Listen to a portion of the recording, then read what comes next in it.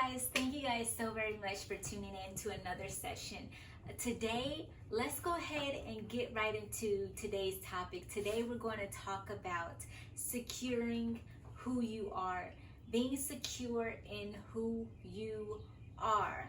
So, for me, this was a thing that I was just, it wasn't my strong suit. And I believe that every single one of us go through something like this, where we want to be secure. We search to be secure in who we are, but we get lost and we cannot find it because we try to go into different places, into the wrong places, into the wrong hands to try to find who we are. And being secure, not just knowing who we are, but also being secure in who we are.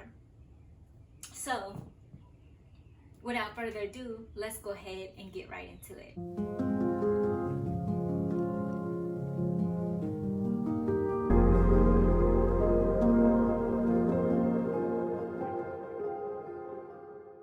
Okay, so starting with our identity, who we are. For me, it took me a long time to realize and understand who I was. It honestly took me to the point of me going through my wilderness season, where my wilderness season was a time where God has placed me in a position of solitude, a position where He wants me to focus on what is important, which is building my relationship with Him, but also trying to understand where He has me to go next. Being focused and understanding what I'm supposed to do here on this earth. What is my purpose? And really what I needed to do in that moment to prepare for my purpose. So I have really never been secure in who I was. I lied. Let's go back into when I was younger. That's true for every single one of us. When we are younger, when we are still children, we have that secure. We have that security. We know who we are. We know who is taking care of us. We don't have cares in the world. We may be going through small little things, but we're not going through what an adult is going through, right? But as we get older, doesn't necessarily mean that we mature. But as we get older, we get a sense of understanding in the outside world that is not just us being confined in the four walls of what we have been brought up to believe, brought up to understand. That world, as we have walked outside of that door, is much bigger and broader than we ever anticipated. And so now that security that we used to have, we no longer have anymore, because now in all of what we are being exposed to, we are trying to find who we are. In a way, we are trying to kind of find where we fit in, right? It's not until we get to a point in our lives where we finally understand beyond what is going on in this world, but we understand solely who we are and what we are supposed to do in this world, that we push away the world's way of viewing things, that we now center and focus and align ourselves with what we ourselves as an individual, as a singular person, is here on this earth to do. And when we understand and we stay focused and we begin to align, then that security that we once had when we were younger comes back into familiarity. And then we say, we feel so much better. We feel relaxed. We feel calmer. We feel together. We feel connected. We feel secure. We feel content. We feel joy. We feel peace. We feel unbothered by what someone else is thinking, what someone else is doing. But we're staying focused on what we're supposed to do, who we are, and learning more about ourselves instead of trying to fit in and learn about others in the world. The next question that we ask ourselves, or that we should ask ourselves, is who do we want to be? I know that for me, who I wanted to be was a person that all I knew was that I wanted to be caring. I am a caring person by nature. However, I had to learn and understand that, and I thought with me caring for others, caring for someone else, or I always thought because I was caring that I wanted to care for others, and I wanted to care in a way where I would be in the medical fields. I felt like that was the only way that I would be able to care for someone, to be able to help them medically, until later on, when I changed my major from biology to psychology, that I wanted to care for people in a completely different way. To care for people in a way mentally. It's kind of like I'm doing that, but in a different way. Because for a while, I did think that God had me somewhere else, that wasn't it. Because at that time, I couldn't find a job, that was with a psychology background. Because if I wanted to get a job, I had to have a master's. I'm understanding even more, and I'm learning more as to who I am and what I want to do, who I want to be. I want to be a child of God. I want to be His servant. I want to talk to you guys about Him as much as I possibly can, where it is relatable, to not just preach His word, but tell you my story so that you can understand how good God is. Because I didn't get here on my own, but He has helped me every step of the way. And it's me telling my testimony, me telling my story, and you being able to relate to it. That is truly amazing. It's truly timeless.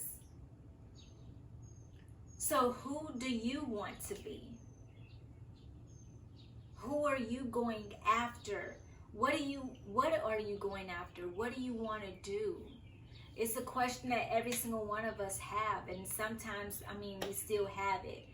I've been in different situations. I'm still, going on this journey. So it's a continuation. I haven't gotten there yet, and I feel like I will get there, but it's not like me when I get there that everything stops and I can just relax. No, it will be an opportunity for me to get there and continuing to go, continue to keep moving forward. It's a continuation. It's not a stopping point.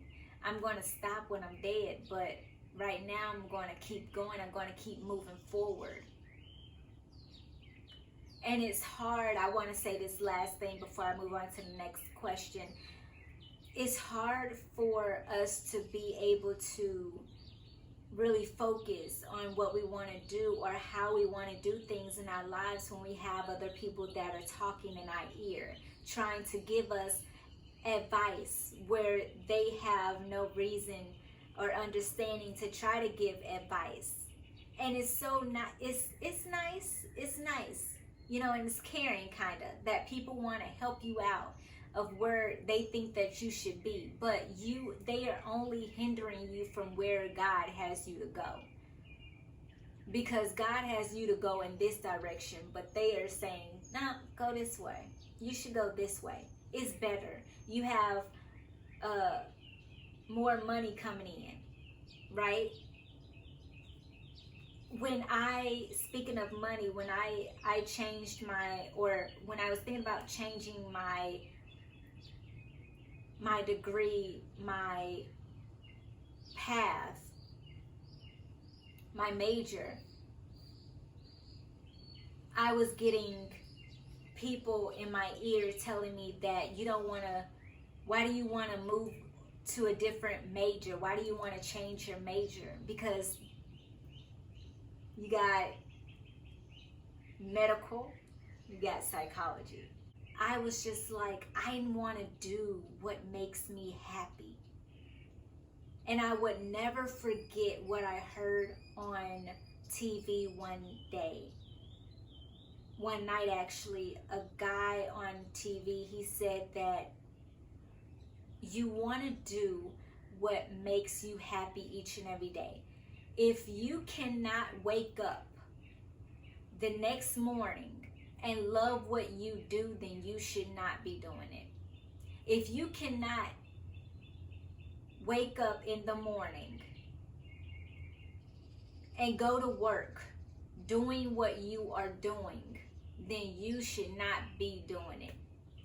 I said to myself, I can't see myself doing this for years and being happy. Let me go in a different direction, because I cannot do this. I want to be happy. I want to enjoy what I'm doing.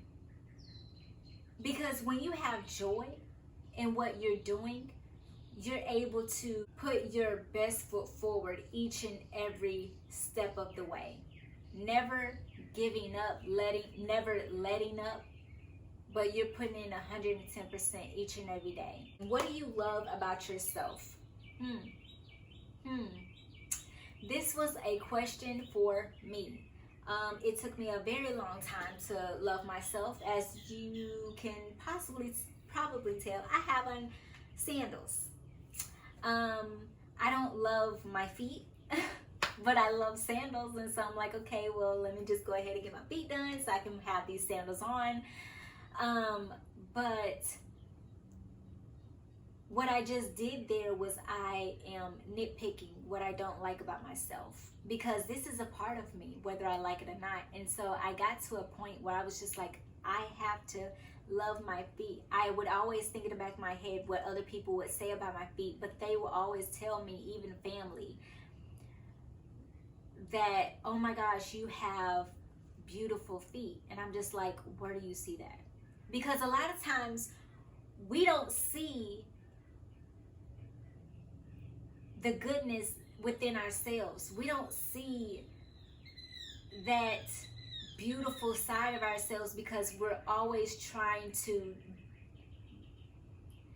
demean and down ourselves, because we want to make sure that we attack ourselves before somebody else attacks us, when in reality they're not attacking us at all.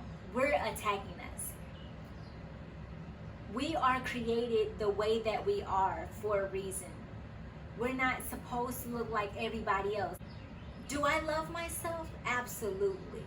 It took me a long time, because when you love yourself, you're not comparing yourself. You're not trying to be like other people. You're not attacking other people. You don't want people to be just like you. You appreciate, when you love yourself, you love that other people are themselves.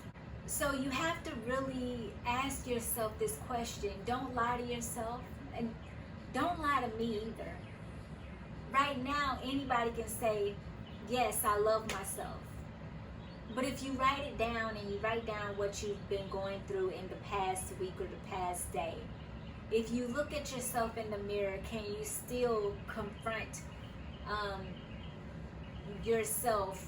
Can you still lie to yourself and say, yes, I love myself, when in reality you don't? It took me a very long time to let myself know that I love myself. I love who I am, because I'm not trying to do what somebody else is doing. I don't care what another person is doing. I don't care how many clothes or what a person's life is like. I used to a long time ago. I was comparing myself. I didn't have time for me to enjoy what I was doing at that moment. I didn't give myself the opportunity to enjoy and appreciate and love myself. I'm going to continue to stay focused on what God has in store for me right here and right now. I'm not worried about, I'm trying right now to just make sure that I don't worry about the later, right? I'm trying to make sure that I don't worry about tomorrow, because tomorrow has its own worries, as it says in the Bible. I want to make sure that I am staying focused on me right here and right now. I want to make sure that I'm giving God my all, my time, my effort. I want to make sure that I'm making Him proud. And when I make Him proud, when I do, what He has me to do, everything else follows. I'm making myself proud as well, because I'm doing exactly what I love to do, what I'm supposed to do. And this is part of it. Being able to talk to you guys each and every week on Sunday, 12 o'clock Central Standard Time. Be able to talk to you guys about my journey. Let you guys know about updates in my life of what I've been going through, and how there are sometimes ups and downs in life when you're trying to go on the right path and stay focused and keep moving forward. The next question is, what do you dislike about yourself? I started out with my feet, right? I still have a few little issues with my feet that I don't, I'm trying to get used to them being out. I'm not used to my feet being out. I allow my feet to be out in the summer, but not so much. And I said that this, I forced myself honestly to buy sandals so that I am forced to have my feet out, so that I can get used to having my feet out and not being ashamed of who I am. I'm putting myself in uncomfortable situations so that I am not ashamed of who I am. I'm putting myself in uncomfortable situations that is still, where I'm supposed to be, moving forward, keeping it clean. I am putting myself in uncomfortable situations so that I can be happy and appreciate and accept my flaws, because each and every single one of us, we have flaws. They're not going anywhere. They make us unique. They make us who we are as individuals. We're never supposed to be alike. We may have the same interests here and there, but we're never going to be alike, because we were not created to be that. Whatever it is that you may be feeling about yourself in a negative way, make sure that you change it. Don't allow it to define who you are. Be better than it.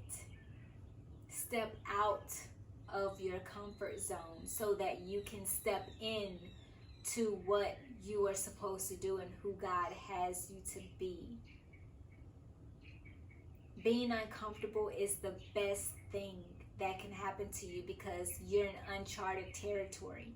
You're in uncharted waters. You are in a position where you can't do anything but rely on God, because you have no idea what is next in your life. But that is the most amazing thing about it, is going on a journey where you have no idea where you are supposed to go, but you are trusting and having faith. As Hebrews chapter 11 verse 1 says, faith is the thing hoped for and the evidence of things not seen. I don't see what's coming tomorrow. I don't see what's going to happen a month from now on my journey. I don't see it. I've gotten to the point where I love myself so much, there's nothing that I dislike about myself. Because I've gotten to the point where if there's anything, not just physical, on my body that I can look at, that I can dislike, it's not just about that. It's also about like the way that you speak to other people, your character, your demeanor, how you act, your behavior, how you act towards other people. Do you care for people? Do you get snobby with people? Do you look at people wrong? Do you react in an attack mode every single time? Do you have to prove yourself right every single time?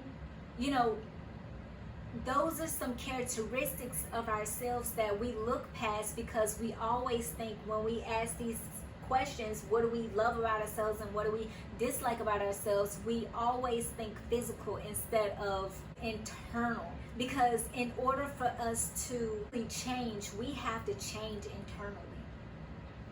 Do you know that even if you may be the most beautiful person on the outside, you can still be ugly because of how you are on the inside, but still try to portray yourself or put on this face of being beautiful on the outside?